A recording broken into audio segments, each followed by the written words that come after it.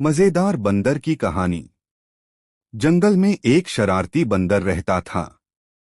उसे हमेशा कुछ नया करने का शौक था। एक दिन उसने सोचा, क्यों न पेड़ से बहुत दूर छलांग लगाऊं। वह हिम्मत जुटाकर पेड़ से कूदा, लेकिन सीधा एक बड़े तरबूज पर जा गिरा। तरबूज गोल गोल लुढ़कने लगा और बंदर उसके साथ नीचे तक फिसल गया।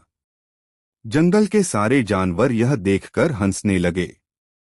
बंदर ने शर्माने के बजाय जोर जोर से ठहाका लगाया और बोला, जिंदगी में कभी कभी फिसलने का मजा ही कुछ